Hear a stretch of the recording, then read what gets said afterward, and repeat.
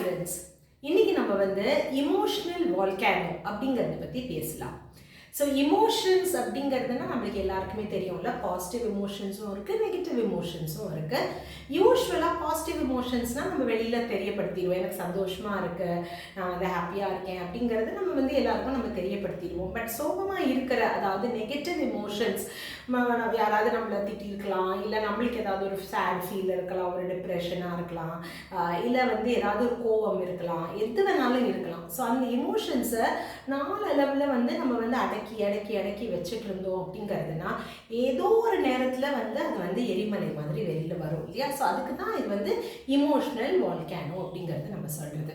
So யூஸ்வலாக நம்ம வந்து எனக்கு ஏதோ ஒரு பிடிக்கல அப்படிங்கிறது நான் வந்து எனக்கு முதல்ல தெரிஞ்சு அதுக்கப்புறம் நம்ம மற்றவங்கள்ட்ட அதை கரெக்டாக எக்ஸ்ப்ரெஸ் பண்ணிட்டோம் அப்படிங்கிறதுனா அந்த நேரமே அந்த சுச்சுவேஷன் வந்து சால்வ் ஆகிடும். ஆனால் நம்ம அந்த மாதிரி பண்ணாமல் நிறைய நாளுக்கு அந்த மாதிரி இமோஷன்ஸ் அப்படியே ரேப்பில் வச்சுட்டு அதுக்கப்புறம் என்னைக்காவது ஒரு நாளைக்கு ஒரு ஸ்லைட்டஸ்ட் ஒரு இதுலேயே அப்படியே பயங்கரமாக எரிமலை மாதிரி வரும்போது நம்ம வந்து நம்மளுக்கு தெரியாமையே நம்ம வார்த்தைகளாலேயோ இல்லை நம்ம செயலாலேயோ நிறைய பேரை புண்படுத்துகிற மாதிரி இருக்கும். அண்ட் அது வந்து எப்படிங்கிறதுனா இட்ஸ் a two-way weapon. நம்மளும் அதில் கஷ்டப்படுற மாதிரி இருக்கும். ஸோ அந்த மாதிரி இல்லாமல் இருக்கிறதுக்கு நம்ம வந்து நம்மளுடைய இமோஷன்ஸை நல்லா ப்ராசஸ் பண்ணணும். ப்ராசஸ் பண்ணுறது மட்டும் இல்லாமல் அதை ரொம்ப ஆர்டிகுலேட் பண்ணி கரெக்டாக நம்ம எப்படி அதை தெரியப்படுத்தணும், யார்கிட்ட தெரியப்படுத்தணும் அப்படிங்கிறது அந்த பாயிண்ட் ஆஃப் கான்டாக்டில் பண்ணோம்னா நம்மளுக்கு சொல்யூஷன்ஸ் கிடைக்கும்.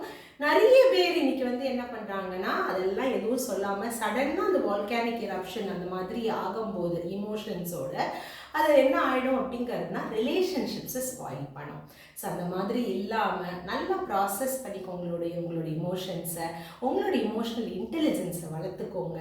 நீங்கள் வந்து ஒரு நல்ல ஒரு சூப்பரான ஒரு ரிலேஷன்ஷிப்ஸில் நீங்கள் அந்த ரிலேஷன்ஷிப்பை நீண்ட காலத்துக்கு கொண்டு போகிறதுக்கு முயற்சி செய்யுங்க.